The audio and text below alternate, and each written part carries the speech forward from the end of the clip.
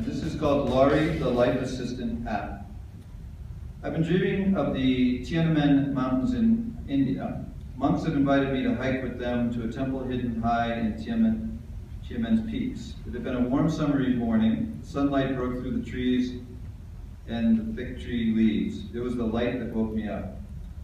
The morning rays had found their way through the blinds into my face. I take a deep, waking breath and roll just enough to get the light out of my eyes. The blankets are warm, but the air is cool. I sleep best that way.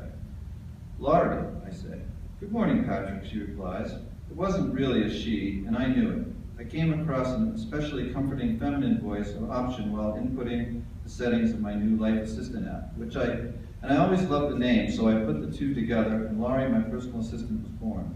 One of the first requests I made of her was she'd keep the air temperature around 65 degrees throughout the night, and every morning since that time the thermostat had read 65. What's on the schedule for today? It's Saturday. You met your goals for the week by 3:30 p.m. yesterday, so your schedule is quite free. I relax into my pillow. Great news. Memories from the previous week hover at the edge of my consciousness, but I leave them to hover. We accomplished our tasks for the week, so there's no need to relive the stress. I don't want to strain my brain so early, so I just ask. What's the date and time? It's 6:15 a.m., May 13th, 2028, she says. You mentioned earlier this week that you wanted to plant a garden if you found the time this weekend. 13th, I think to myself. It had been a balmy all week, and the scent of rich, newly tilled soil touched my senses, followed by the smell and the taste of a ripe, garden-fresh tomato. My mouth began to water a little, and my stomach grumbled. The thought of fresh food might have made my mind up for me. What's it like out there, I ask. It's currently 61 degrees. It should reach a high of 80 between 1 and 2 p.m. Planting it would be. I throw the covers back and jump out of bed. After a quick shower, I head for the kitchen. Should I blend or make hot cereal?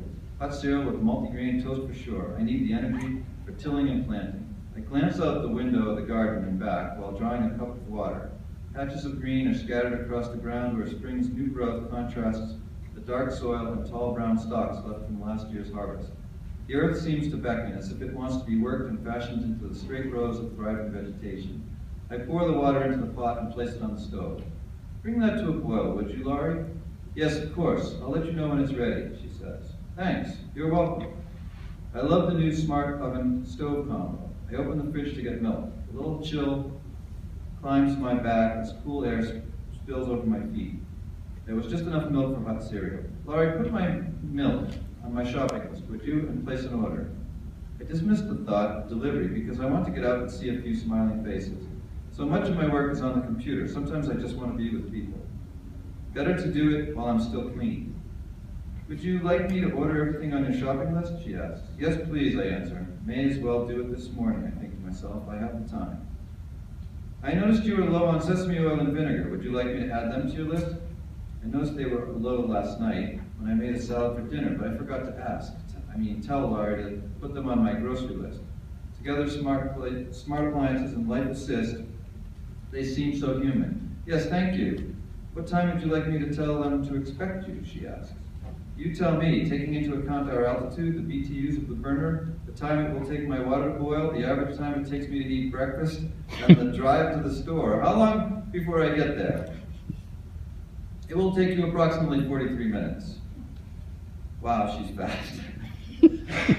I glance at my watch and note the time. I want to check her for accuracy again. So far, she has been on the nose every time. Tell them I'll be there in 45 minutes.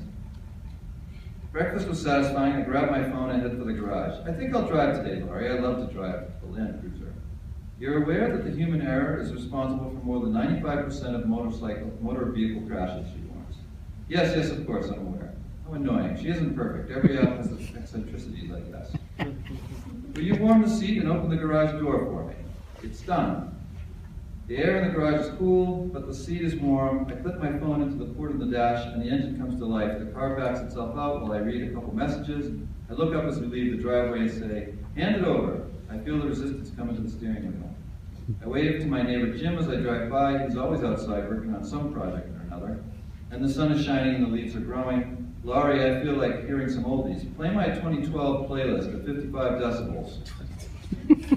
Let Her Go by Passenger fills the air. Yeah, today is going to be a great day. That is the more optimistic one. I think it's interesting that the user says all the specifications, BTUs is like, wouldn't the computer kind of figure that out and trying to figure out where to go and how long it would take? Okay,